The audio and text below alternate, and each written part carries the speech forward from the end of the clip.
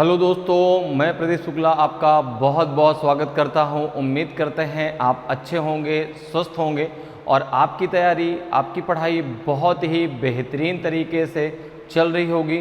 तो आज मैं आपके लिए लेकर के हाजिर हूं डेटा सफिशिएंसी की ये दूसरी क्लास। हम लोग इस टॉपिक की एक क्लास कंप्लीट कर चुके हैं जिसमें हम लोगों ने कोडिंग डिकोडिंग बेस्ड क्वेश्चन को डिस्कस किया था। आज जो है हम इस क्लास में डिस्कस करने वाले हैं ब्लड रिलेशन बेस्ड क्वेश्चन। ठीक है, तो जिन्होंने अभी तक पहली क्लास नहीं पढ़ी है तो वो पहली क्लास ज़रूर पढ़ लें। तो आज की जो क्लास है वो बहुत ही धमाकेदार क्लास होने वाली है और बहुत ही इम्पॉर्टेंट क्लास है। ठीक है, क्योंकि भाई डेटा सफिशिएंसी की आपके चाहे बैंक पीओ में हो चाहे क्लर्क में हो, ठीक है ना, दोनों एग्जाम में आपके इस टॉपिक से क्वेश्चन पूछे जाते हैं।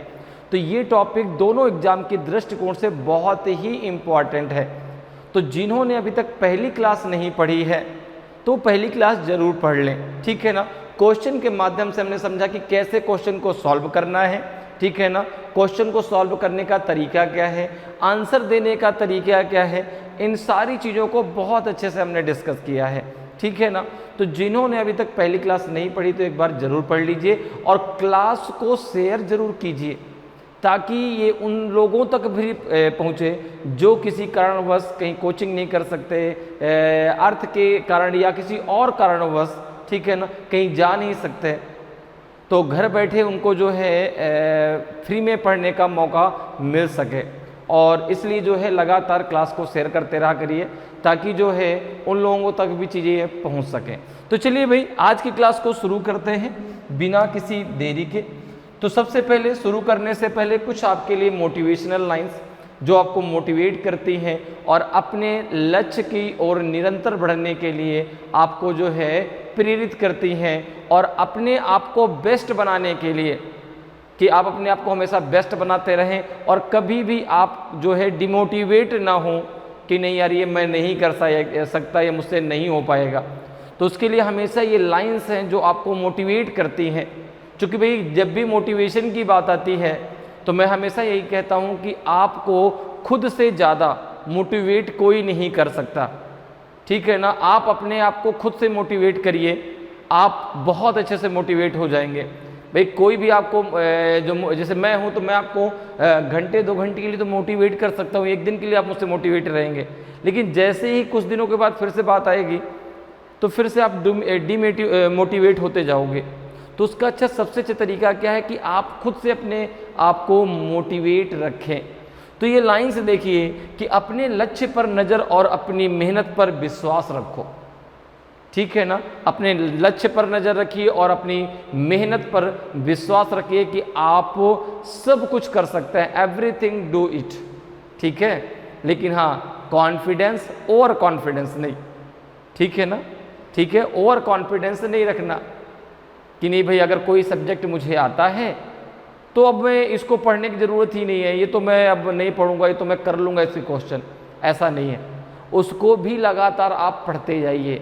ठीक है ना, उसको और बेस्ट करने के तरीके खोजिए ताकि जो सब्जेक्ट आपका बहुत अच्छा है, ठीक है, जिसमें आपको भरोसा है कि नहीं यार ये सब्जेक्ट मेरा बहुत अच्छा, इसका एक भी क्वेश्चन मैं छोड़ूंगा नहीं, तो फिर उसका एक भी क्वेश्चन आपसे छूटना नहीं चाहिए। और उसका एक सबसे अच्छा तरीका यही होता है कि आप लगातार प्रैक्टिस को बनाए रखें, निरंतर प्रयास को जारी रखें। तो चलिए भाई आज की क्लास को शुरू करते हैं। तो आज की क्लास का पहला क्वेश्चन आपके सामने है। जो पहली बार इस क्लास को पढ़ रहे हैं उनको जरा मैं बता दूं कि क्वेश्चन को करना कैसे है, डेटा सफिशिएंसी से क्वेश्चन आते कैसे हैं, उनको सॉल्व करने के बाद आपको आंसर किस प्रकार से देना है। ठीक है, तो देखिए दिया है कि in the question below consist of A question and 2 statement numbered first and second given below it. You have to decide whether the data provided in the statement are sufficient to answer the question. नीचे दिए गए प्रश्नों में एक प्रश्न और उसके नीचे एक और 2 क्रमांकित 2 कथन दिए गए हैं। आपको यह तय करना होगा कि कथनों में दिए गया डेटा प्रश्न का उत्तर देने के लिए पर्याप्त है या नहीं। अब देखिए यहाँ पर आपसे क्वेश्चन पूछा गया है, कि how is D related to A, D A से किस प्रकार संबंधित है। अब पहला स्टेटमेंट है यहाँ पर कि B is the brother of A, B A का भाई है। दूसरा है कि B is D son, B D का पुत्र है। अब इन दोनों को आपको सॉल्व करके बताना है कि भाई यहाँ से क्या आंसर निकल पाएगा कि जो है डी ए से किस प्रकार संबंधित है। अगर निकल पाएगा तो फिर आपको आंसर किससे देना है, ए बी सी डी और ई में, ठीक है ना। किस में आंसर देना है, ए बी सी डी और ई में। तो अब जैसे यहाँ पे ए कब देना है कि if the data in statement first alone are sufficient to answer the questions while the data in statement second alone are not sufficient to answer the question। अर्थात जो कथन पहले में दिया गया जो डेटा है वो अकेले ही उत्तर देने के लिए पर्याप्त है, लेकिन कथन दूसरे में दिया गया डेटा अकेले उत्तर देने के लिए पर्याप्त नहीं है। तो आंसर ए दीजिए। बी आप कब देंगे कि if the data in statement second alone are sufficient to answer the question while the data in statement first alone are not sufficient to answer the question। कि दूसरे कथन में दिया गया जो डेटा है वो अकेले ही उत्तर देने के लिए पर्याप्त है, लेकिन पहले कथन में दिया गया डेटा अकेले उत्तर देने के लिए पर्याप्त नहीं है। तो आंसर बी दीजिए, ठीक है। अगर हम सी की बात करें तो सी कब देना है कि if the data either in statement first alone or in statement second alone are sufficient to answer the question. कि कथन पहले में दिया गया डेटा अकेले उत्तर देने के लिए पर्याप्त है या जो है दूसरे कथन में दिया गया डेटा अकेले ही उत्तर देने के लिए पर्याप्त है। तो आंसर सी दीजिए। मतलब ये है कि आपके पास दो कथन है, उसमें से कोई एक ले लीजिए जिससे आपका आंसर निकल आए, ठीक है ना, केवल एक कथन से। तो आंसर क्या देना है आपको, सी देना है, आइदर और वाला देना है। डी कब देना है कि if the data given in both statement first and second together are not sufficient to answer the question, ठीक है ना। तो कथन पहले और दूसरे दोनों में दिया गया जो डेटा है वो आपका जो है प्रश्न का उत्तर देने के लिए पर्याप्त नहीं है, दोनों मिलकर के भी उत्तर देने के लिए पर्याप्त नहीं है। तो आंसर डी दीजिए। और if the data in both the statement first and second together are necessary to answer the question, कि पहले और दूसरे कथन में दिया गया डेटा मिल करके क्वेश्चन का उत्तर देने के लिए पर्याप्त है, प्रश्न का उत्तर देने के लिए पर्याप्त है। तो आंसर ई दीजिए। तो जो आपको आंसर देना है बाद, अगर आपके क्वेश्चन का आंसर यहाँ से निकल आता है तो जो आपको आंसर देना है वो ए बी सी डी और ई में देना है। तो क्लियर हो गया किस प्रकार से आपको आंसर देना है। चलिए अब आते हैं क्वेश्चन पे। क्योंकि डेटा सफिशिएंसी जो टॉपिक है ना, इसमें आपके हर टॉपिक से क्वेश्चन पूछे जा सकते हैं, चाहे वो कोडिंग डिकोडिंग हो, चाहे वो ब्लड रिलेशन हो, चाहे सीटिंग अरेंजमेंट हो, चाहे रैंकिंग हो, ठीक है ना, चाहे डायरेक्शन हो। हर एक टॉपिक से आपसे क्वेश्चन यहाँ पर पूछे जाते हैं, ठीक है। तो इसलिए आपको हर एक टॉपिक आना चाहिए। भाई जब टॉपिक आएगा कैसे क्वेश्चन को लगाना है तभी तो आप उसका आंसर सही तरीके से दे पाएंगे, ठीक है। तो अब देखिए ये क्वेश्चन आपका किससे है, ब्लड रिलेशन से। क्योंकि आज की जो क्लास है उसमें ब्लड रिलेशन बेस्ड क्वेश्चन आज हम करने वाले हैं, ठीक है। तो यहाँ पर देखो पहला क्वेश्चन है कि how is D related to A, D A से किस प्रकार संबंधित है। अब देखो डी ए से किस प्रकार संबंधित है ये आपको निकालना है, ठीक है ना। तो फर्स्ट जो आपका स्टेटमेंट दिया है उसमें कह रहा है कि B is brother of A, B A का भाई है। अब देखो अगर मैं आपको थोड़ा सा ब्लड रिलेशन के बारे में समझाऊं तो ब्लड रिलेशन में जब आप डायग्राम बनाते हैं या जब बात हम क्वेश्चन की करते हैं तो सबसे पहले बात जेंडर की आती है। सबसे पहले बात किसकी आती है, जेंडर की आती है। मैं आपको थोड़ा सा समझा देता हूँ, ठीक है ना, कि अगर हम बात यहाँ पे ब्लड रिलेशन की कर रहे हैं तो आपको कुछ चीज़ें याद रखनी पड़ेंगी कि जब भी आप ब्लड रिलेशन की बात करें, उसका फिगर बना रहे हों, तो सबसे पहले बात जेंडर की आती है। अर्थात जो है जैसे अगर हम बात करें रिलेशन की, तो भाई रिलेशन तो वही हम पढ़ते हैं जो हमारा एक फैमिली रिलेशन होता है, ठीक है ना। फैमिली रिलेशन में माता का, पिता का। अब देखो जब रिलेशन की बात करें, रिलेशन कैसे आगे बढ़ता है, तो भाई एक रिलेशन जो है माँ वर्ग में बढ़ के इसको मैटरनल बोल दिया, और एक रिलेशन आपका पिता वर्ग में बढ़ के चला गया जिसको हमने पैटर्नल बोल दिया, ठीक है ना। तो रिलेशन दो पार्ट में डिवाइड होता है, मैटरनल और आपका पैटर्नल में, ठीक है। तो यहाँ पर देखो, और सबसे पहली बात कि अगर सामने वाले से रिलेशन आपका क्या है ये आपको डिफाइन करना है, तो सबसे पहले आपको जेंडर डिफाइन करना होगा, ठीक है ना। जेंडर अगर डिफाइन नहीं होगा तो रिलेशन डिफाइन नहीं होगा। अगर जेंडर डिफाइन है तो रिलेशन आप आसानी से डिफाइन कर सकते हैं। अब जैसे यहाँ पर देखो, तो जेंडर की अगर हम बात करें तो आपको पता है कि भाई दो ही जेंडर के बीच रिलेशन होता है, मेल और फीमेल। तो अगर आपको लगता है कि यह व्यक्ति मेल है तो आप उसके ऊपर प्लस लगाएंगे, आपको लगता है कि यह पर्सन मेल है तो फीमेल है उसके ऊपर क्या लगाएंगे, माइनस लगाएंगे, ठीक है ना। ये हम अपने लिए लगाते हैं, ठीक है ना। क्लियर है। क्वेश्चन को पढ़ के आपको आंसर निकल रहा है तो आपको कुछ भी लगाने की ज़रूरत नहीं, कोई डायग्राम बनाने की ज़रूरत नहीं। तो अगर मेल है तो प्लस, फीमेल है तो माइनस। इसी प्रकार से अगर हम बात करें कि अगर बात जेंडर के बाद चलें तो किसकी बात हो जाएगी, जनरेशन की, ठीक है ना। किसकी बात होगी, जनरेशन की, अर्थात पीढ़ी की, ठीक है ना, जनरेशन की।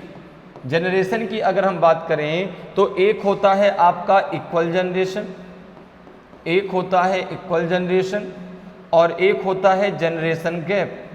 जैसे अभी यहाँ पर भाई बहन की बात हो रही थी, ठीक है ना, भाई बहन की बात हो रही हो या जो है पति पत्नी की बात हो। जैसे मैं हूँ, मैं अपनी बात करता हूँ, मेरे चाहे छोटे भाई की बात हो, चाहे मेरे बड़े भाई की बात हो, चाहे मेरी छोटी बहन की बात हो, चाहे मेरे बड़ी बहन की बात हो, हम सब एक जनरेशन के हैं। लेकिन अगर मेरे पिता की बात होगी तो मुझसे एक जनरेशन ऊपर है, ठीक है ना। अगर मेरे ग्रैंडफादर की बात होगी तो मुझसे जो है 2 जनरेशन ऊपर हैं।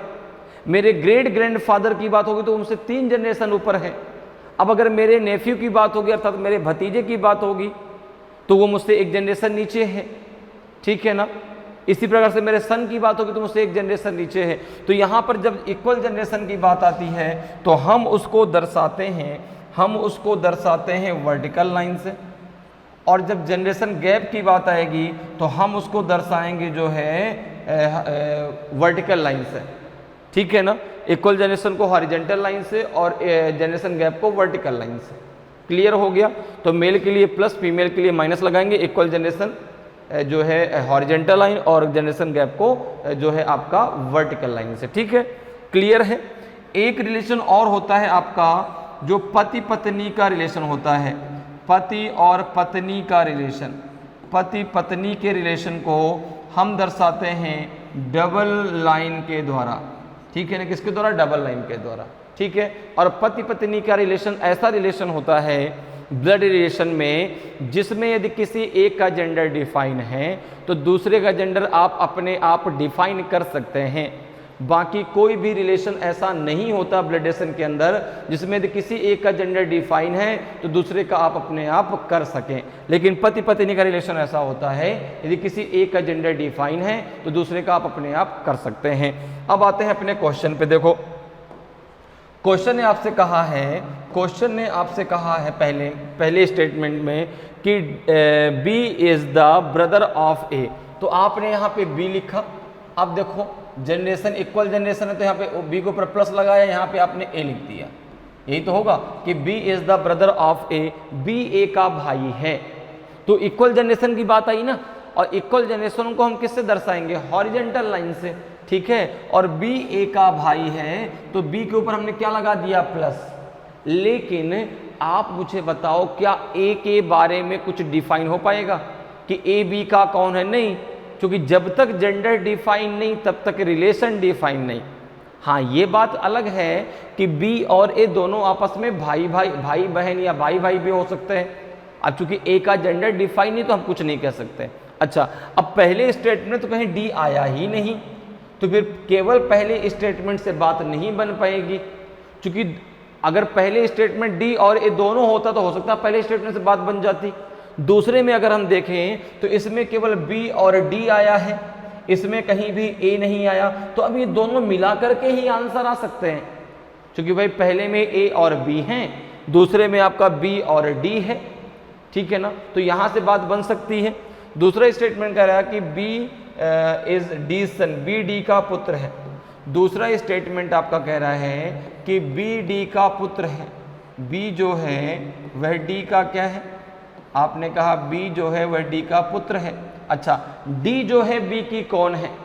डी जो है बी की कौन है? माँ है कि पिता है? कांट से हम नहीं बता सकते। ये तो क्लियर हो गया भाई, अगर पिता होंगे डी, अगर बी के पिता हुए तो भी बी जो है डी का पुत्र होगा, अगर माँ हुई तो भी बी डी का पुत्र होगा। और डी का जेंडर डिफाइन नहीं है, केवल इतना दिया गया B is D son, B D का पुत्र है, लेकिन डी बी का कौन है? अब देखो क्वेश्चन ने पूछा क्या है कि how is D related to A. अगर दोनों को आप मिलाते भी हैं, ठीक है ना, दोनों को आप मिला भी दें, दोनों को अगर आप कंबाइन कर दें पहले और दूसरे को, तो ये क्या डायग्राम बनेगा? आपने कहा डी ऊपर, बी जो है वह डी का पुत्र है और बी जो है वह ए का भाई है। लेकिन डी ए की कौन है भाई? डी जो है वह ए की या तो माँ होगी या तो पिता होगा, ये तो क्लियर है। लेकिन है क्या, माँ है कि पिता है? कांट से नहीं कह सकते, क्योंकि जेंडर डिफाइन नहीं है डी का। आप दोनों से जेंडर डिफाइन है नहीं, रिलेशन तो ठीक है, हो गया कि भाई बी ए का भाई है, बी डी का पुत्र है, ठीक है, तो ए भी कहीं ना कहीं पुत्र या पुत्री होगा डी का। लेकिन डी कौन है? डी का मेन है, हमें यहाँ पे डी का जेंडर हमें डिफाइन होना चाहिए था, क्योंकि डी का रिलेशन ए से पूछा है। तो यहाँ पे क्या आ जाएगा? दोनों को मिलकर के भी आंसर देने के लिए पर्याप्त नहीं है, तो ऑप्शन डी होगा। दोनों मिलकर के भी आंसर देने के लिए पर्याप्त नहीं है। If the data given in both statement first and second together are not sufficient to answer the question, दोनों मिलकर के भी उत्तर देने के लिए जो है पर्याप्त नहीं है, तो आंसर क्या देंगे? आप डी देंगे। तो समझ में आया कैसे करना है, ठीक है, किस प्रकार से आपको जो है ब्लड रिलेशन पर बेस्ड क्वेश्चनों को सॉल्व करना है। क्वेश्चन को अगर पढ़ के आप आंसर दे पा रहे हैं तो आपको डायग्राम बनाने की बिल्कुल भी ज़रूरत नहीं है। लेकिन हाँ, अगर नहीं आ रहा भाई पढ़ करके आंसर, तो फिर आपको डायग्राम बनाना पड़ेगा। क्लियर? अगले क्वेश्चन पे आते हैं। अगला क्वेश्चन देखिए भाई, अगला क्वेश्चन आपका सेकंड नंबर क्वेश्चन है कि how is J related to P. J P से किस प्रकार संबंधित है? तो यहाँ पर देखो एक चीज़ और आप ध्यान समझ लीजिए, जिसका रिलेशन पूछा जाएगा उसका जेंडर डिफाइन होना जरूरी है। जैसे यहाँ पे पूछा है कि how is J related to P, J P से कैसे संबंधित है, तो जे का जेंडर डिफाइन होना जरूरी है, पी का जेंडर डिफाइन होना जरूरी नहीं है, ठीक है ना। जिसका रिलेशन पूछा जाए उसका जेंडर डिफाइन होना जरूरी है। जैसे पीछे वाले क्वेश्चन में भी डी ए से किस प्रकार संबंधित है, अगर डी का जेंडर डिफाइन होता तो आपका आंसर निकल आता। तो जिसका रिलेशन पूछा जाए उसका जेंडर डिफाइन होना जरूरी है, ठीक है।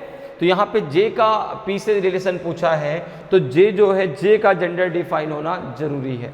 अब देखो पहले में दिया गया है कि M is the brother of P and T.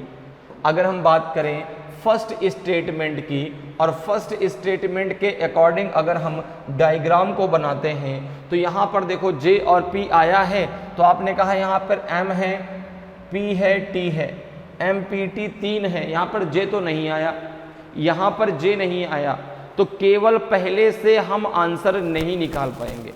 केवल जो आपका डेटा फर्स्ट स्टेटमेंट में दिया गया है वो अकेले उत्तर देने के लिए पर्याप्त नहीं है, क्योंकि उसमें जे कहीं आया ही नहीं, और हमें जे और पी के बीच रिलेशन बताना है। दूसरे वाले में आपका पी और जे आया है, ठीक है ना। तो सबसे पहले हमें काम करते हैं, केवल जो पहले स्टेटमेंट में दिया गया है डेटा उसके द्वारा एक डायग्राम बना लेते हैं। जैसे यहाँ पर देखो क्या कह रहा है कि M is brother of P and T is sister of P, ठीक है ना। M is brother of P and T is sister of P, लेकिन पी का जेंडर क्या डिफाइन है? नहीं, क्योंकि पी जो है वह टी और एम की बहन है कि भाई है, नहीं बता सकते। हाँ, एम जो है पी का भाई है और टी पी की बहन है, ये बात क्लियर है। दूसरे वाले में आ जाओ, सेकंड स्टेटमेंट में। सेकंड स्टेटमेंट क्या कह रहा है? तो कह रहा है कि P's mother is married to J's husband who has 1 son and 2 daughters. P की माँ का विवाह जे के पति से हुआ है, ठीक है, जिसका एक बेटा और 2 बेटियां हैं।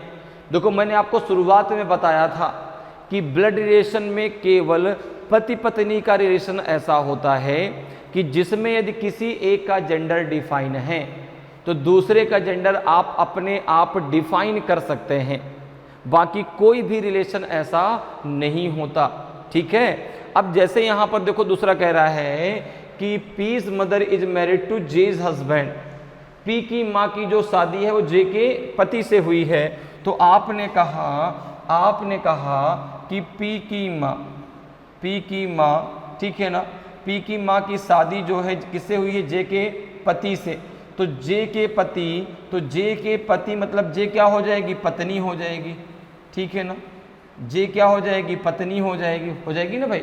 पी के माँ की शादी जे के पति से हुई है, तो जे ही तो पी की माँ है, ठीक है ना। जे कौन है, पी की माँ है। अब इसमें कह रहा है कि पी की माँ की शादी जे के पति से हुई है, तो भाई जब ये पति है तो ये पत्नी है, क्योंकि आपको मैंने शुरुआत में बता रखा है कि पति पत्नी का रिलेशन ऐसा होता है कि जिसमें यदि किसी एक का जेंडर डिफाइन है तो दूसरे का आप अपने आप डिफाइन कर सकते हैं, बाकी कोई भी रिलेशन ऐसा नहीं होता। तो यहाँ पर देखो भाई कि जे जो है पी की माँ है और जे के जो हस्बैंड है वो पी के क्या है, पिता है। अब देखो आगे क्या कह रहा है, जिसका एक बेटा और 2 बेटियां हैं, जिसके एक बेटा और क्या है, 2 बेटियां हैं। अब देखो हमें बताना है कि जे पी से किस प्रकार संबंधित है, जे जो है पी से किस प्रकार संबंधित है। तो यहां से अगर आप देखें तो केवल सेकंड वाले स्टेटमेंट से आपका आंसर आ गया, केवल सेकंड वाले स्टेटमेंट से आपका आंसर आ गया। अब आगे जो बात दी गई है उसका आपके क्वेश्चन से कोई रिलेशन नहीं है, उसका चूंकि यहाँ पे आपको पी का जे से रिलेशन बताना है, सॉरी जे का पी से बताना है, तो ये निकल आया ना कि जे जो है वह पी की क्या है, माँ है। जे जो है वह पी की क्या है, माँ है, ठीक है ना। अब पी जे का कौन है ये आपसे नहीं पूछा गया है, तो जब अकेले जो है दूसरा उत्तर देने के लिए पर्याप्त हो तो आंसर क्या हो जाएगा आपका, आंसर हो जाएगा बी। आंसर क्या हो जाएगा आपका बी। भैया आपका आंसर निकल आया ना। आपको ये बताना जे पी से किस प्रकार संबंधित है, तो जे पी की माँ है। पहले की हमें उसमें ना जरूरत है और पहला अकेले उत्तर देने के लिए पर्याप्त भी नहीं, ठीक है। तो यहाँ पे जो है आंसर आ जाएगा बी। हाँ, अगर ये पूछता आपसे कि पी का जे से क्या रिलेशन है तो फिर दोनों को मिला करके आंसर आता, ठीक है, क्लियर। अगले क्वेश्चन पे आते हैं। अगला क्वेश्चन देखिए भाई, 3rd नंबर का क्वेश्चन है कि how is T related to K. T K से किस प्रकार संबंधित है। तो अब यहाँ पे टी का जेंडर डिफाइन होना जरूरी है। के का जेंडर डिफाइन हो या ना हो इससे हमें कोई फर्क नहीं पड़ेगा, लेकिन टी का जेंडर डिफाइन होना चाहिए। तो क्या कह रहा है, देखो फर्स्ट स्टेटमेंट कि R's sister J has married T's brother L who is only son of his parent. R की बहन जे ने टी के भाई एल से शादी की है जो अपने माता पिता का इकलौता बेटा है। अब देखो क्या कहीं भी पहले में जो है आपका के आया है क्या, नहीं आया। पहले में के नहीं आया, टी तो आया है लेकिन के नहीं आया। के इसलिए जो है भाई ये सब तरीकों से आप डायरेक्ट ये अंदाजा लगा सकते हैं ना कि आंसर किसको हमें देना है। तो अब इसमें ए आंसर तो नहीं दे सकते क्योंकि केवल पहला जो है आंसर उत्तर देने के लिए केवल फर्स्ट स्टेटमेंट पर्याप्त नहीं है। अगर हम केवल सेकेंड की बात करें तो K is the only daughter of L and J. अब देखो दूसरे में आपका कहीं भी टी नहीं है, दूसरे में कहीं भी टी नहीं है तो दूसरा भी स्टेटमेंट अकेले उत्तर देने के लिए पर्याप्त नहीं है। तो ए और बी आंसर तो नहीं होगा, ठीक है ना। ए और बी आंसर नहीं होगा, सी भी आंसर नहीं होगा क्योंकि सी हम तब देते हैं कि जब पहले और दूसरा दोनों अकेले अकेले उत्तर देने के लिए पर्याप्त हो कि भाई या तो आप पहला ले लो या तो आप दूसरा ले लो, जो आपकी मर्जी हो वहाँ से आप आंसर निकाल लो। तो ऐसा तो होने वाला है नहीं, इसलिए सी भी आंसर नहीं होगा। अब डी और ई में से कोई एक आंसर होगा। तो जरा देखते हैं भाई क्या होगा। सबसे पहले हम फर्स्ट स्टेटमेंट के थ्रू क्या बनाते हैं, डायग्राम बना लेते हैं। तो फर्स्ट स्टेटमेंट के थ्रू अगर हम डायग्राम की बात करें तो क्या दिया गया है कि R sister J has married to T's brother, R की बहन जे ने टी के भाई से शादी की। आर की बहन कौन है, जे ने टी के भाई से शादी की, टी के भाई से शादी की। ये है टी का भाई, ये है टी का भाई और ये है टी, ठीक है ना।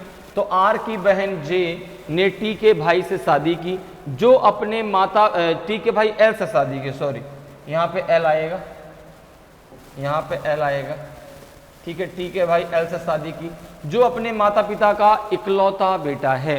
तो मैंने आपको पहले भी कई बार बताया है, नहीं अगर आपको पता है तो ये ध्यान लीजिए, जो ये हु वर्ड आता है अर्थात जो ये जो वर्ड आता है ये हमेशा अपने नज़दीक वाले को डिफाइन करता है। तो एल जो है अपने माता पिता का इकलौता बेटा है, तो टी क्या हो जाएगी, उनकी बेटी हो जाएगी, ठीक है ना भाई। एल अपने माता पिता का इकलौता बेटा है, तो जब इकलौता बेटा है तो दूसरा बेटा नहीं होगा, बेटी तो हो सकती है ना, ठीक है ना। Who is the only son of his parents, तो भाई वो तो इकलौता है, तो दूसरी जो टी है वो पुत्र नहीं हो, क्या होगी, पुत्री होगी। तो टी का जेंडर भी डिफाइन हो गया कि टी जो है एल की सिस्टर है। अब देखो यहाँ पर कहीं भी अभी आपका के नहीं आया। अब जरा सेकंड पे आ जाओ, अब जरा हम बात कर लेते हैं सेकंड स्टेटमेंट के डायग्राम की। तो क्या बनेगा, देखो यहाँ पे K is the only daughter of L and J, K L और जे की इकलौती बेटी है, ठीक है ना। अब देखो यल और जे आपस में हैं क्या, पति पत्नी, और के जो है इनकी क्या है, ओनली डॉटर है, अर्थात इकलौती बेटी है किसकी, के एल और जे की। और जो टी है वो क्या है, वो जो है सिस्टर है किसकी, एल की। ये फर्स्ट स्टेटमेंट से निकल के आया, जो टी है वह जो है सिस्टर है किसकी, एल की, ये फर्स्ट स्टेटमेंट से निकल के आया। तो अब जो है अगर आप दोनों को आपस में मिला दें तो ये निकल आएगा कि टी जो है वह के की क्या है, आंट है। टी जो है वह के की क्या है, आंट है अर्थात बुआ है, ठीक है ना। टी जो है वह के की क्या है, आंट है अर्थात बुआ है। भाई देखो एल जो है वह के पिता है और पिता की बहन क्या लगेगी, बुआ ही तो लगेगी। तो निकल आया ना कि टी का के से क्या रिलेशन है, टी के की बुआ है अर्थात आंट, ठीक है ना। तो यहाँ पे जो है दोनों मिल करके उत्तर देने के लिए पर्याप्त हैं, दोनों मिल करके उत्तर देने के लिए पर्याप्त है। तो आप आंसर ई दीजिए कि if the data in both statement first and second together are necessary to answer the question, दोनों का डेटा मिल करके प्रश्न का उत्तर देने के लिए पर्याप्त है। तो आंसर ई आपका सही आंसर होगा। तो समझ में आया कि कैसे आपको आंसर देना है, क्योंकि ऐसा नहीं कि आपको आंसर देना पता नहीं, अब क्वेश्चन का आंसर तो निकल आया, अब यहाँ कैसे टिक करें ये भी तो पता होना चाहिए, तभी तो आप सही आंसर दे पाएंगे, ठीक है। तो जल्दबाजी में आंसर को गलत टिक नहीं करना है, ठीक है। हाँ ये आएगा इसी प्रकार से, इसका क्रम चेंज हो सकता है, ठीक है ना, आएगा इसी प्रकार से ABCDE ही आएगा, लेकिन हाँ इनका क्रम चेंज हो सकता है, ठीक है। तो यहाँ पे आंसर क्या हो जाएगा, ऑप्शन ई आपका सही आंसर होगा। अगले क्वेश्चन पे आते हैं भाई। अगला क्वेश्चन देखिए आपका 4th नंबर का क्वेश्चन है कि B is the brother of A, तो how is A related to B, ठीक है ना। बी जो है ए का भाई है, बी ए का भाई है, तो ए बी से किस प्रकार संबंधित है। अब देखो यहां पर दे दिया कि बी का जेंडर तो डिफाइन दे दिया गया आपका क्वेश्चन में, अब ए का जेंडर डिफाइन नहीं है और ए का रिलेशन बी से पूछा है, तो जिससे रिलेशन पूछा है उसका जेंडर डिफाइन होना भी तो चाहिए। तो अब देखो बहुत बढ़िया क्वेश्चन आपसे पूछा गया भाई। क्वेश्चन नंबर 3 में कह रहा है, पहले से बता दिया क्वेश्चन में कि B is the brother of A. यहाँ पे हमने डायग्राम बना लिया क्वेश्चन के अकॉर्डिंग कि बी ए का भाई है, तो कह रहा है कि ए बी का कौन है। तो आपने कहा ये तो क्लियर है कि भाई या बहन में से एक होगा, लेकिन अब भाई है कि बहन है ये क्लियर करना है। तो पहले स्टेटमेंट में आपको दिया गया है, फर्स्ट स्टेटमेंट में आपको दिया गया है कि A is the sister of C, A is the sister of C, A is the sister of C. तो ये तो निकल आया। दूसरे में अगर देखें तो क्या दिया गया है, देखो सेकंड वाले स्टेटमेंट में ये दिया गया है आपका कि E is the husband of A, E is the husband of A. तो मैंने आपको शुरुआत में बता रखा है कि पति पत्नी का रिलेशन ऐसा होता है कि यदि इसमें किसी एक का जेंडर डिफाइन है तो दूसरे का आप अपने आप कर सकते हैं कि E is the husband of A, तो A is the wife of E। ठीक है, तो यहां पर देखो, अब देखो पहले से भी A का जेंडर डिफाइन हो गया, क्वेश्चन में आपको दिया ही गया है कि B A का भाई है। अब अगर हम केवल पहले स्टेटमेंट को लेके चले, इसके साथ मिला दें तो ये आ जाएगा कि A जो है B की बहन है, क्योंकि भाई A का जेंडर डिफाइन हो गया ना पहले से कि A is the sister of C। ठीक है, तो A जो है वह B की बहन है। अगर हम केवल दूसरा ले लें और क्वेश्चन से मिला दें तो भी आपका आंसर निकल आएगा कि A is the sister of B। ठीक है ना, तो दोनों अकेले उत्तर देने के लिए पर्याप्त हैं। पहले से भी आप उत्तर निकाल सकते हैं केवल पहले का प्रयोग करके, जो फर्स्ट स्टेटमेंट केवल उसका प्रयोग करके आप उत्तर निकाल सकते हैं, केवल सेकंड स्टेटमेंट का भी प्रयोग करके आप उत्तर इसका निकाल सकते हैं, आंसर इसका निकाल सकते हैं। तो यहाँ पे आंसर क्या आएगा, सी वाला आएगा। फिर यहाँ बात सी की होगी कि या तो आप पहला ले लो या तो आप दूसरा ले लो। अब आपको चूज करने का मौका मिल गया कि भाई किसी एक को आप साथ में लिवा जाओ, आपका आंसर निकल आएगा। या तो आप फर्स्ट स्टेटमेंट को लेके चले जाओ या तो आप सेकंड को। तो यहाँ पे क्या आ जाएगा आंसर कि if the data either in statement first alone or in statement second alone are sufficient to answer the question, कि या तो जो है पहले कथन का प्रयोग करके या दूसरे कथन का प्रयोग करके आप प्रश्न का उत्तर निकाल सकते हैं। ठीक है, क्लियर है। चलिए अगले क्वेश्चन पे आ जाओ भाई। अगला देखिए आपका जो है 5th नंबर का क्वेश्चन है कि how is M related to N, M N से किस प्रकार संबंधित है। अब देखो पहले स्टेटमेंट में दिया गया है कि P who has only 2 kids M and N, ठीक है, is the mother in law of Q who is sister in law of N। P जिसके केवल 2 बच्चे हैं M और N, Q की सास है जो N की भाभी है। ठीक है, दूसरा कह रहा है कि R is the sister in law of M, is the daughter in law of S who has only 2 kids M and N। R M की भाभी है, ठीक है, और S की बहू है जिसके केवल 2 बच्चे हैं M और N। ठीक है, तो यहां पर देखो R जो है R, अगर हम पहले स्टेटमेंट की बात करें, तो उसमें भी M और N आया है, दूसरे स्टेटमेंट में भी M और N दोनों आए हैं। ठीक है ना, पहले स्टेटमेंट कहा गया P के बारे में कि P who has only 2 kids M and N। ठीक है ना, P जिसके केवल 2 बच्चे हैं। अगर हम यहाँ पे फर्स्ट स्टेटमेंट के द्वारा डायग्राम की बात करें तो यहाँ पे देखो P हो गया और P के 2 बच्चे हो गए, एक M और दूसरा N, लेकिन इनका जेंडर डिफाइन नहीं है। ठीक है ना भाई, ये जरूरी थोड़ा ना कि दोनों एक लड़का एक लड़की हो, दोनों लड़के भी हो सकते हैं, दोनों लड़कियां भी हो सकती है। ठीक है, तो इसलिए जो है अभी हमने M और N के ऊपर कोई भी जो है प्लस या माइनस का सिंबल नहीं लगाया। ठीक है भाई, अगर जेंडर डिफाइन हो जाएगा तो रिलेशन डिफाइन हो जाएगा, तभी तक जेंडर डिफाइन नहीं हुआ। आगे देखो क्या कह रहा है कि P जिसके केवल 2 बच्चे हैं M और N, Q की सास है। ठीक है ना, P कौन है, Q की सास है जो N की भाभी है। अब देखो यहाँ पे जो वर्ड आया है who is the sister in law of N, तो किसके लिए आया, Q के लिए आया है। जो वर्ड जो है किसके लिए आया, Q के लिए। तो Q क्या है, N की भाभी है। ठीक है ना, Q क्या है, N की भाभी है। तो भाभी मतलब भाई की पत्नी, भाभी मतलब क्या हो जाएगा, भाई की पत्नी। तो यहाँ पर जो है देखो जो Q है क्योंकि भाई इनके तो केवल 2 ही बच्चे हैं ना, इस शुरुआत में दिया कि P के केवल 2 ही बच्चे हैं और P जो है वह Q की क्या है, मदर इन लॉ है, सास है। ठीक है ना, और जो है और वो जो N की भाभी है, जो N की क्या है, भाभी है, तो भाई M जो है वो N का भाई होगा, तभी तो जो है तभी तो जो है Q N की भाभी लगेगी। भाई क्लियर है भाई, चूंकि P के केवल 2 ही बच्चे M और N, तीसरी कोई संतान उसके है ही नहीं। तो भाई अगर Q N की भाभी है अर्थात सिस्टर इन लॉ है, तो फिर यहां पर देखो M जो है N का भाई होगा। ठीक है, और P जो है वह Q की सास है। तो केवल पहले का प्रयोग करके आपका आंसर आ गया कि MN का भाई है।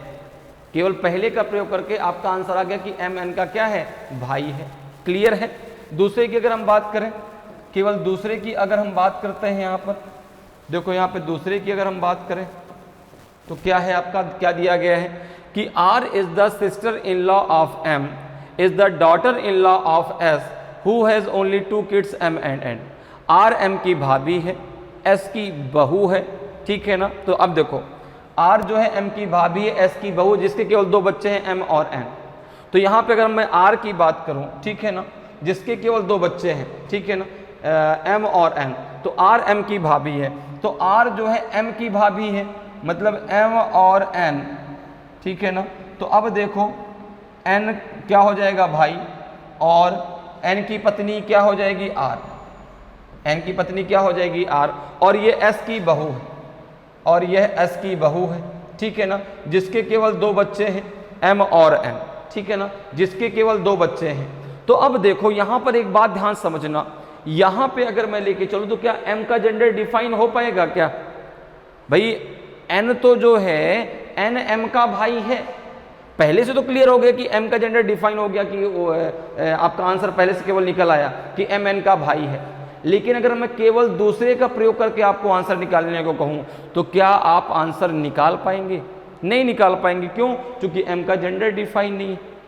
M जो है N का भाई है कि बहन, कांट से, क्योंकि ये कह रहा है कि R M की भाभी है, तो भाई M का भाई N हो गया और N की पत्नी R हो गई, और R जो है वो S की क्या है, डॉटर इन लॉ है, अर्थात बहू है, ठीक है ना, जिसके तो S के 2 बच्चे हैं M और N, S के 2 बच्चे हैं M और कौन है, N, ठीक है। लेकिन इससे M का जेंडर डिफाइन नहीं हुआ, तो केवल दूसरे स्टेटमेंट में जो डेटा दिया गया है वो अकेले उत्तर देने के लिए पर्याप्त नहीं है, जबकि जो कथन पहले में डेटा दिया गया है वो अकेले ही उत्तर देने के लिए पर्याप्त है। तो यहाँ पे जो आंसर होगा वो ए होगा। यहाँ पे जो आंसर होगा वो आपका ए होगा कि if the data in statement first alone are sufficient to answer the question while the data in statement second alone are not sufficient to answer the question. तो ऑप्शन ए जो है आपका सही आंसर हो जाएगा। Clear है। अगले question पे आइए।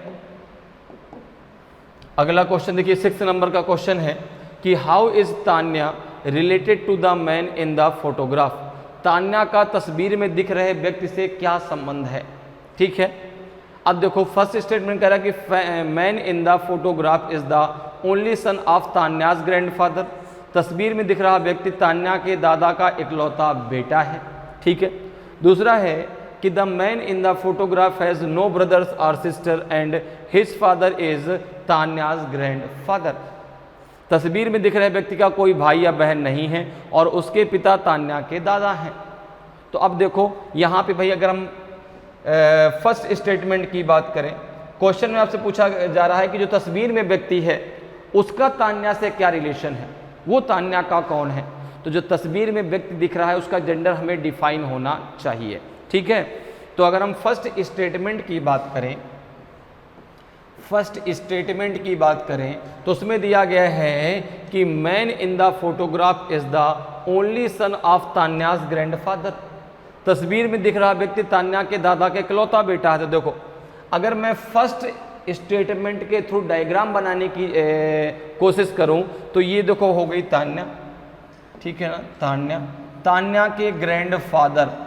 तो आपने कहा ग्रैंडफादर मतलब तान्या के फादर, ये हैं तान्या के ग्रैंडफादर, ये हैं तान्या के ग्रैंडफादर, ठीक है ना, ग्रैंडफादर अर्थात दादा, या जिसे हम बाबा भी कहते हैं, ठीक है ना, बाबा जी, ठीक है। तो भाई तान्या के ग्रैंडफादर मतलब तान्या के पिता, ठीक है, और उनके इकलौते बेटे, ठीक है। ये तो कह रहा कि तस्वीर में जो व्यक्ति है वो तान्या के दादा का इकलौता बेटा है। तो भाई तान्या के दादा मतलब तान्या के पिता ही तो तान्या के ग्रैंडफादर हुए, और उनके इकलौते बेटे ओनली सन, उनके इकलौते बेटे अर्थात ओनली सन, तो ये तान्या के क्या हुए, ये तान्या के फादर ही तो हुए, ये तान्या के क्या हुए, तो आपने कहा फादर हुए। मेरी बात समझ में आ गई? क्योंकि जो तान्या के ग्रैंडफादर हैं उनके इकलौते पिता से मैं अगर अपनी बात करूं तो मेरे जो ग्रैंडफादर अर्थात मेरे जो बाबा जी हैं उनके इकलौते बेटे कौन होंगे, मेरे पिता ही तो होंगे, ठीक है ना। तो ये जो तस्वीर में व्यक्ति है तान्या के पिता हैं, तस्वीर में जो व्यक्ति वो कौन है, तान्या के पिता हैं। तो केवल पहले स्टेटमेंट से आपका आंसर आ गया, जो केवल पहले स्टेटमेंट में दिया गया डेटा है वो अकेले ही उत्तर देने के लिए पर्याप्त है। अब जरा दूसरे को चेक कर लीजिए, दूसरे स्टेटमेंट को, क्या दूसरा अकेला उत्तर देने के लिए पर्याप्त है क्या? तो आपने कहा अगर मैं दूसरे के अकॉर्डिंग डायग्राम बनाता हूं तो क्या दिया गया है कि the man in the photograph has no brothers or sisters and his father is Tanya's grandfather. अब कह रहे हैं कि जो तस्वीर में दिख रहा व्यक्ति उसके कोई भाई बहन नहीं है, उसके कोई भाई बहन नहीं है, पर तान्या के पर उसके पिता तान्या के दादा हैं। तो देखो भाई यही डायग्राम तो बनेगा अगर ये तस्वीर वाला व्यक्ति है, ठीक है ना, ये तस्वीर वाला व्यक्ति है, ये तान्या है, तो तस्वीर वाले व्यक्ति का कोई भी भाई बहन नहीं है, लेकिन उसके पिता तान्या के क्या है, ग्रैंडफादर हैं। तो तान्या के ग्रैंडफादर, तान्या के पिता, ये हो गए तान्या के क्या, ग्रैंडफादर, ठीक है ना। ये तान्या के क्या हो गए, ग्रैंडफादर, ठीक है ना। ये तान्या के क्या हो गए, ग्रैंडफादर। और तस्वीर में जो व्यक्ति दिख रहा है उसको कोई भाई बहन नहीं है, ठीक है ना, और उसके पिता तान्या के दादा हैं। तो आपने कहा कि उसके पिता मतलब जो ये तस्वीर में व्यक्ति है इसके पिता कौन है, तो तान्या के ग्रैंडफादर ही तो हैं, ठीक है ना। तो ये जो है अपने पिता का क्या हो गया, इकलौता पुत्र ही तो हो गया। तो यहाँ से देखो क्लियर हो गया कि जो स्टेटमेंट सेकंड में आपको डेटा दिया गया है वो भी अकेले उत्तर देने के लिए पर्याप्त है। क्लियर है भाई? ये जो व्यक्ति है ये व्यक्ति कौन हुआ, तो आपने कहा भाई ये व्यक्ति तान्या के पिता ही तो हुए, क्योंकि ग्रैंडफादर का रिलेशन किसमें आएगा, पिता के पिता, ठीक है ना। और वो कह रहा है कि जो तस्वीर में व्यक्ति है इसके कोई भाई बहन नहीं, लेकिन उसके जो पिता है वो तान्या के ग्रैंडफादर है। तो मतलब तान्या के ग्रैंडफादर के इकलौते पिता कौन हुए, इकलौते पुत्र कौन हुए, तान्या के पिता हुए। तो दोनों से आंसर आप निकाल सकते हैं, केवल पहले स्टेटमेंट का प्रयोग करके, केवल दूसरे का भी प्रयोग करके। तो यहाँ पे जो आंसर आएगा वो आपका सी आएगा, यहाँ पे जो आंसर आएगा वो सी आएगा, आइदर फर्स्ट और सेकेंड, ठीक है ना। या तो आप फर्स्ट ले लें या तो आप सेकेंड ले लें। क्लियर है? चलिए अगले क्वेश्चन पे आते हैं। अगला क्वेश्चन देखिए आपका जो है 7th नंबर का क्वेश्चन है कि how is F related to P, F P से किस प्रकार संबंधित है। तो एफ का जेंडर डिफाइन होना चाहिए। अब देखिए फर्स्ट स्टेटमेंट है कि P has 2 sister M and M। अगर मैं स्टेटमेंट फर्स्ट की बात करूं तो फर्स्ट में दिया गया है आपका कि P has 2 sister M and N, ठीक है ना। P की 2 बहनें हैं M और N, तो भाई M भी P की बहन है और N भी P की बहन है, तो M और N भी तो आपस में बहनें हैं, M और N भी तो आपस में बहनें हैं, ठीक है। अब देखो एफ पी से किस प्रकार संबंधित है, क्या पहले में कहीं भी एफ आया है क्या, आपने कहा नहीं आया, ठीक है ना। जरा दूसरे को ले लो, कह रहे कि F mother is sister of AIIMS father, F की माँ, एफ की जो माँ है वो एम के पिता की बहन है, एफ की जो माँ है, ठीक है ना, एफ की जो माँ है, एफ की जो माँ है, ठीक है ना, वो एम के पिता की बहन है, वो एम के पिता की, ये एम के पिता हो गए, एम की पिता की है कौन है, सिस्टर है, ठीक है। हमसे पूछा क्या गया है कि एफ पी से किस प्रकार संबंधित है। अब देखो यहाँ पे है कि पी की 2 बहनें हैं, पी की 2 बहनें हैं एम और एन, तो एम और एन का रिलेशन क्लियर है, ठीक है ना। क्या एफ का जेंडर डिफाइन है क्या, भाई एफ की जो माँ है, एफ की जो माँ है वो एम के पिता की बहन है, ठीक है ना। तो ये जो है, ये जो लेडी है जो एफ की माँ है वो एम पी और एन की आंट है, अर्थात बुआ है। लेकिन अगर मैं बात करूं एफ की, तो क्या एफ का जेंडर डिफाइन हो पाया क्या, नहीं हो पाया। एफ कौन है, अपने माँ की पुत्र है कि पुत्री है, कांट से नहीं बता सकते, क्योंकि एफ का जेंडर डिफाइन ही नहीं है। तो एफ पी से कैसे रिलेटेड होगी ये हम नहीं बता सकते। भाई ये तो क्लियर है कि एफ पी की या तो सिस्टर है या तो ब्रदर है, कजिन सिस्टर या तो कजिन ब्रदर, लेकिन अब ये क्लियर नहीं कि ब्रदर है कि सिस्टर, इसलिए आंसर क्या आ जाएगा, आंसर आ जाएगा आपका डी। आंसर क्या आ जाएगा इसका, डी आएगा कि if the data given in both statement first and second together are not sufficient to answer the question. दोनों कथनों को मिलाकर के भी उत्तर जो है आपका नहीं निकल रहा, तो दोनों कथनों में दिया गया डेटा मिल करके भी उत्तर देने के लिए पर्याप्त नहीं है, तो आपको आंसर डी देना है। तो ऑप्शन डी आपका सही आंसर होगा, क्योंकि दोनों से मिलकर के भी एफ का जेंडर डिफाइन ही नहीं हो पाया, और आपको एफ का जेंडर डिफाइन हो चाहिए कि एफ पी से किस प्रकार संबंधित है। पी के जेंडर से आपको कोई लेना देना नहीं है, पी के जेंडर नहीं भी डिफाइन है तो कोई समस्या नहीं, लेकिन एफ का जेंडर डिफाइन होना चाहिए था। ठीक है, अगले क्वेश्चन पे चलते थे कि अगला क्वेश्चन आपका जो है 8th नंबर का क्वेश्चन है कि how is X related to Y, X Y से किस प्रकार संबंधित है।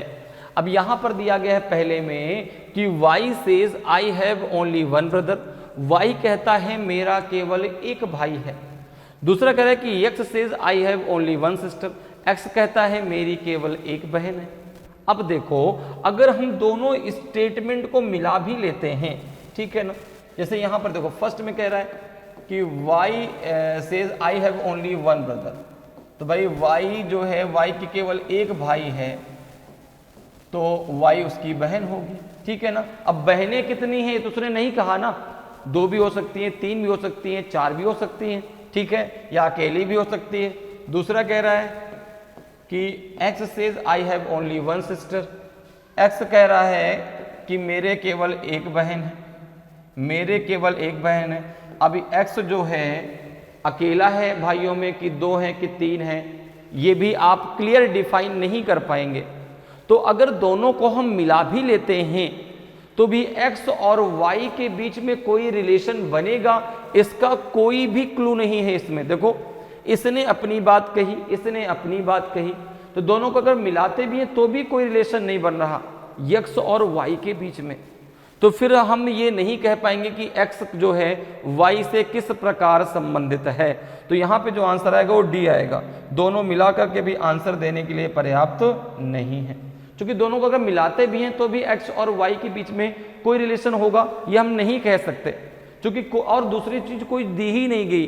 ठीक है ना, कि भाई अगर कुछ यहाँ पे दूसरा कोई व्यक्ति दिया होता जिसका रिलेशन y से भी होता, x से भी होता, तो बात अलग होती कि आप चलो भाई x y का रिलेशन निकाल देते, लेकिन इसमें y अपनी बात कर रहा है, x अपनी बात कह रहा है, तो फिर दोनों से मिलकर के भी आंसर आपका नहीं आएगा।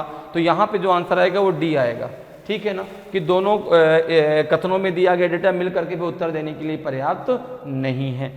अगले क्वेश्चन पे आ जाइए भाई। अगला जो है आपका 9th नंबर का क्वेश्चन है कि how is T related to K, T K से किस प्रकार संबंधित है। पहला कह रहा है कि K has 2 sons, one of the son is A, K 2 बेटे हैं, एक बेटे का नाम है ए। ठीक है ना, ठीक है, अच्छी बात है। दूसरा कहता है mother of T has only 2 sons A and B, T की माँ के केवल 2 बेटे हैं ए और बी। अब देखो पहले में आपका जो है कहीं भी टी नहीं आया लेकिन के आया है, दूसरे में आपका टी आया है, ठीक है ना, और टी के साथ ए बी आया है, पहले में ए आया है। तो अब जैसे ही क्वेश्चन आपने देखा आपके दिमाग में बहुत सारी चीजें क्लियर हो जाती है कि आंसर हमें किस में प्रकार देना है, आंसर इसमें से कौन सा हो पाएगा। तो जैसे अगर मैं केवल फर्स्ट स्टेटमेंट के थ्रू डायग्राम बनाता हूं, ठीक है, तो यहां पर देखो, अच्छा टी के से किस प्रकार संबंधित है, तो टी का जेंडर डिफाइन होना चाहिए, ये भी बात दिमाग में रखिएगा।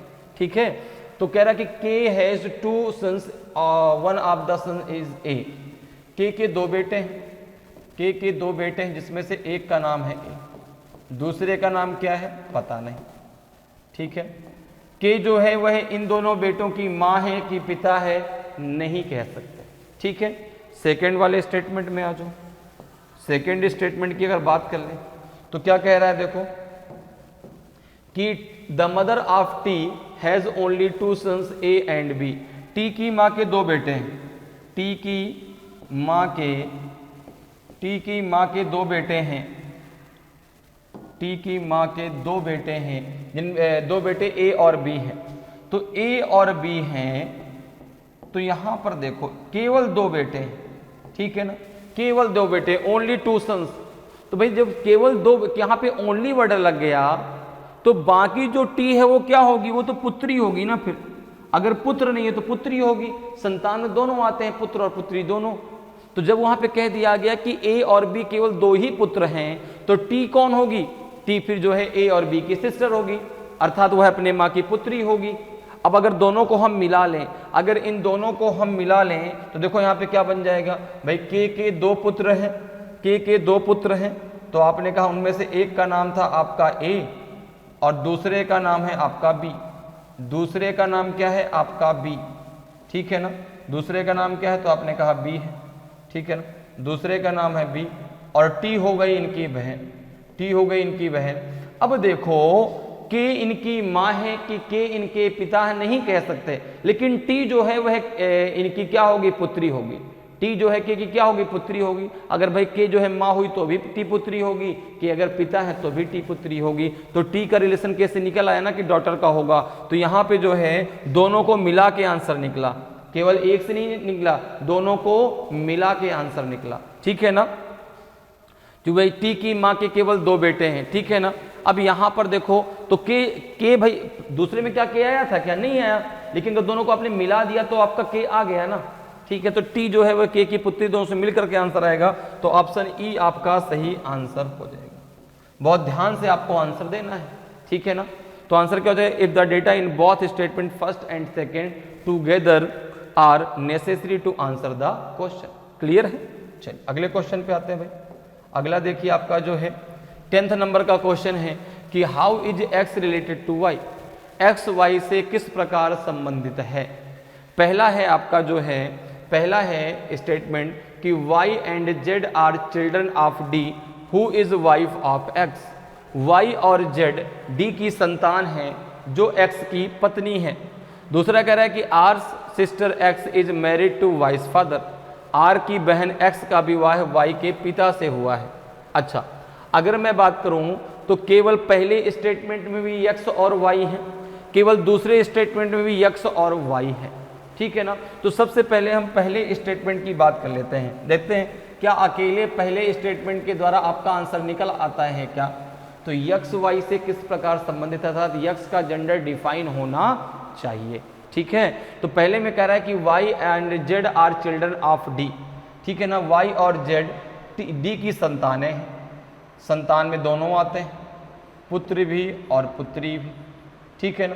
जो x की पत्नी है, तो भाई d जब x की पत्नी है तो x जो है d के पति हैं, ठीक है। d x की पत्नी है तो x d के पति हैं, x और d दोनों के बीच पति पत्नी का रिलेशन है।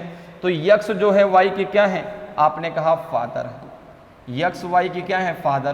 केवल पहले से तो आंसर निकल आया। अब जरा सेकंड की बात कर लेते हैं, क्या केवल दूसरे से आंसर आप निकाल सकते हैं क्या। दूसरे में दिया गया कि R sister X is married to Y's father, R की बहन एक्स का विवाह, ठीक है ना। आर की बहन एक्स का विवाह, आर की बहन एक्स, ठीक है ना। आर की बहन एक्स का विवाह वाई के पिता से हुआ है, ठीक है ना। तो देखो वाई के पिता से हुआ है, ठीक है, वाई के ये पिता है, वाई के पिता से हुआ है। तो यहाँ से ये निकल आएगा कि x जो है वह y की क्या है, x जो है y की क्या है, माँ है, x जो है y की क्या है, माँ है। तो दोनों से आंसर निकल रहा है, एक से आंसर निकल रहा है फादर का रिलेशन और एक से आंसर निकल रहा है मदर का रिलेशन, ठीक है। तो यहाँ पे आंसर क्या आ जाएगा, यहाँ पे आंसर आ जाएगा आपका सी। या तो आप पहले स्टेटमेंट का प्रयोग करके आंसर निकाल लीजिए, या तो आप केवल दूसरे स्टेटमेंट का प्रयोग करके आंसर आप निकाल लीजिए। तो यहाँ पे जो आंसर आएगा वो सी आएगा, आइदर फर्स्ट और सेकंड, क्योंकि पहले से भी आंसर निकला है आपका फादर, दूसरे के बाद दूसरे से आंसर आपका निकल रहा है मदर का, ठीक है ना। क्लियर है। चलिए अगले क्वेश्चन पे आते हैं। अगला क्वेश्चन देखिए आपका जो है 11th नंबर का क्वेश्चन है कि how many sons does D have, D के कितने बेटे हैं, ठीक है। A's father has 3 children, A के पिता के 3 बच्चे हैं, ठीक है। B is as brother and son of D, B A का भाई है और डी का पुत्र है। देखो भाई, अब यहाँ पे अगर मैं केवल फर्स्ट स्टेटमेंट की बात कर लेता हूँ तो फर्स्ट स्टेटमेंट डी तो कहीं आया नहीं, वहां पे तो इतना दिया गया कि ए के पिता के 3 बच्चे हैं, ठीक है ना, ए के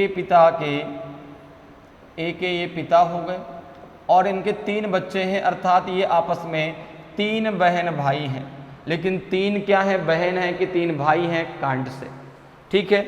दूसरे की अगर हम बात करें, दूसरे स्टेटमेंट की, तो दूसरे स्टेटमेंट में आपको दिया गया है कि B is as brother and son of D, B जो है वह A का भाई है और D का पुत्र है।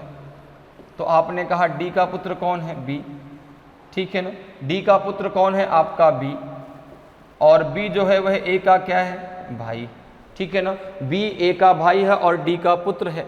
अब देखो अगर मैं यहाँ पर बात करूँ, इन दोनों स्टेटमेंट को अगर मैं मिला भी दूँ, दोनों स्टेटमेंट को अगर मैं मिला भी दूँ, तो क्या आप इसका आंसर निकाल पाएंगे क्या? तो यहाँ पर देखो अगर हम दोनों को मिलाते भी हैं तो भी आपका आंसर नहीं निकल पाएगा, ठीक है ना, क्योंकि भाई देखो ना, B A का भाई, ये तो क्लियर हो गया। अब जो A के पिता, उनके 3 संतानें हैं ना, तो एक तो पुत्र है, ठीक है ना, अब A कौन है, A उसका पुत्र है, क्योंकि दोनों को जब मिलाएंगे तो भाई A का एक भाई तो B हो गया, लेकिन A कौन है, जो तीसरी संतान है वो कौन है, ये आपको डिफाइन नहीं हो पाएगा।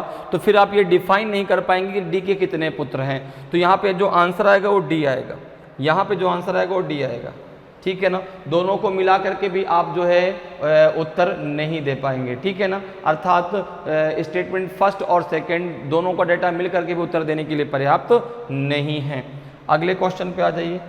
अगला क्वेश्चन देखिए आपका जो है 12 नंबर का क्वेश्चन है कि how is Divya related to Salu, Divya Salu से किस प्रकार संबंधित है। Divya's mother is sister of Salu's father, Divya की माँ सालू के पिता की बहन है।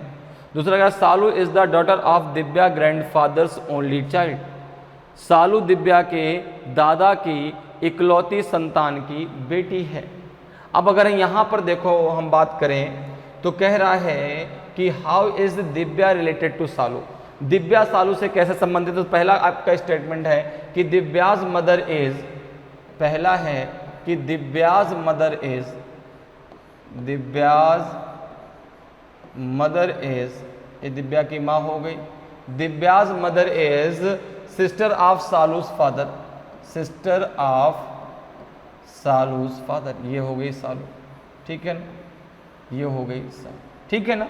जो दिव्या है वो सालू के पिता की बहन है। तो यहां पर देखो अगर हम बात करें तो भाई देखो जो दिव्या है, दिव्या की जो माँ है वो सालू की क्या है, आंट है, ठीक है ना, अर्थात बुआ है, ठीक है। तो जो दिव्या है, ठीक है ना, जो दिव्या है वो सालू की क्या होगी, कजिन होगी। दिव्या जो है सालू की क्या हो जाएगी, कजिन हो जाएगी, हो जाएगी नहीं हो जाएगी, ठीक है ना, ठीक है। दिव्या जो है वह जो है सालू की बुआ की लड़की हो जाएगी, ठीक है। तो यहाँ पे कजिन का रिलेशन आ गया। तो केवल पहले से आपका आंसर तो निकल आया, केवल जरा सेकंड की बात कर लेते हैं। क्या केवल दूसरा स्टेटमेंट से आंसर निकल आएगा क्या? दूसरा क्या है, Salu is the daughter of Divya's grandfather's only child, Salu जो है दिव्या के दादा की, ठीक है ना, सालू जो है दिव्या के दादा। अब ये दिव्या हो गई, ठीक है ना, दिव्या के दादा मतलब दिव्या के पिता के पिता, ठीक है ना, पिता के पिता, ठीक है ना। तो सालू दिव्या के दादा की इकलौती संतान की बेटी है, ठीक है ना। तो देखो इकलौती संतान, तो दिव्या के दादा मतलब दिव्या के जो पिता हैं, ठीक है ना, इकलौती संतान। तो दिव्या के जो ये ग्रैंडफादर हैं, दिव्या के जो ये ग्रैंडफादर हैं, इनकी इकलौती संतान कौन होगी, दिव्या के पिता, और उन्हीं की तो ये क्या है, बेटी है, कौन, सालू, ठीक है ना, उन्हीं की तो क्या है, बेटी है, कौन, सालू। तो भाई जो सालू है और जो दिव्या है ये दोनों आपस में क्या हो गई, सिस्टर हो गई, दोनों आपस में क्या हो गई, सिस्टर। देखो ना भाई ये तो कह रहा है कि Salu is daughter of Divya's grandfather's only child, Salu Divya के दादा की इकलौती संतान की बेटी है। तो दिव्या के दादा मतलब दिव्या के पिता, और उनकी इकलौती संतान कौन हुई, दिव्या के पिता ही हुई है, और दिव्या के पिता की ये कौन है, बेटी है। तो सालू और दिव्या आपस में क्या हो गई, सिस्टर हो गई। तो यहां से निकल आएगा सिस्टर। तो केवल दूसरे से भी आप जो है आंसर निकाल सकते हैं। तो यहाँ पे जो आंसर आएगा वो सी आएगा कि या तो आप पहला स्टेटमेंट लेके आंसर निकाल लीजिए, या तो आप केवल दूसरा स्टेटमेंट लेके आंसर निकाल दीजिए। तो ऑप्शन सी आपका सही आंसर हो जाएगा। क्लियर है? अगले क्वेश्चन पे आते हैं। अगला देखिए आज की क्लास का ये लास्ट क्वेश्चन है कि how many children does M have, M के कितने बच्चे हैं। H is the only daughter of X who is wife of M. H X की इकलौती बेटी है जो एम की पत्नी है। K and J are brothers of M, K और जे एम के भाई हैं। ठीक है, तो यहाँ पर देखो एम के कितने बच्चे हैं ये हमें निकालना है। अब जो पहला स्टेटमेंट दिया गया है उसके आधार पर सबसे पहले हम डायग्राम बना लेते हैं। तो अगर हम पहले स्टेटमेंट के आधार पर डायग्राम को बनाते हैं तो उसमें क्या दिया गया है, देखो कि H is the only daughter of X who is wife of M. ठीक है ना, तो यहां पर देखो अगर हम बात करें पहले स्टेटमेंट के आधार पे तो यच जो है वह एक्स की इकलौती बेटी है जो एम की पत्नी है, तो एम क्या हो गए, एम पति हो जाएंगे एक्स के। लेकिन अगर हम ये बात देखो यहां पर करें तो भाई एच जो है इकलौती बेटी है, बेटे तो हो सकते हैं ना, बेटे तो हो सकते हैं ना। ठीक है ना, इस स्टेटमेंट के आधार पर हम ये नहीं कह सकते कि उनके बेटे नहीं होंगे, बेटे हो सकते हैं, बेटी दूसरी नहीं होगी। दूसरा क्या कह रहा है कि K and J are brother of M, तो दूसरे से तो ये क्लियर ही नहीं हो पाएगा कि एम के कितने बच्चे हैं। ठीक है ना, क्योंकि यहाँ पे कह रहा है कि K and J are brothers of M, अगर दोनों को मिलाते भी हैं तो एम जो है के और जे का ब्रदर हो जाएगा। ठीक है ना, तो दोनों को मिलाकर के भी आंसर नहीं आ सकता और केवल जो है पहले से और केवल दूसरे से भी आंसर आपका नहीं आ पाएगा, क्योंकि पहले में तो केवल ये दिया कि एच एक्स की इकलौती बेटी है जो है एम की पत्नी है, तो एक्स एम की पत्नी है तो एम जो है एक्स के पति हो गए। लेकिन अब इस स्टेटमेंट के आधार पर हम ये नहीं कह सकते कि जो है एक्स और एम के बेटा नहीं है। ठीक है ना, बेटा हो सकता है लेकिन बेटी दूसरी नहीं होगी। तो केवल पहले से भी आप आंसर नहीं निकाल सकते, केवल दूसरे से भी नहीं निकाल सकते और दोनों को मिलाकर के भी आंसर नहीं निकाल सकते। तो यहाँ पे जो आंसर आएगा वो डी आएगा। यहाँ पे जो आपका आंसर आएगा वो डी आएगा कि if the data given in both statement first and second together are not sufficient to answer the question. तो इसका आंसर क्या हो जाएगा, ऑप्शन डी आपका सही आंसर हो जाएगा। तो इस प्रकार से आप बहुत आसानी से और कम समय में डेटा सफिशिएंसी के क्वेश्चनों को सॉल्व कर सकते हैं। तो उम्मीद करते हैं कि आज की क्लास आपको बहुत अच्छे से समझ में आई होगी। तो अगर आज की क्लास आपको अच्छी लगी हो, आज का वीडियो आपको अच्छा लगा हो और अभी तक आपने वीडियो को लाइक नहीं किया तो वीडियो को लाइक ज़रूर करें। अगर आप नए हैं और अभी तक आपने चैनल को सब्सक्राइब नहीं किया तो चैनल को सब्सक्राइब जरूर कर लें ताकि आपको क्लास की जानकारी समय समय पर मिलती रहे और आपकी तैयारी बेहतरीन तरीके से चलती रहे। तो आज इतना ही, फिर मिलेंगे। जय हिंद, जय भारत।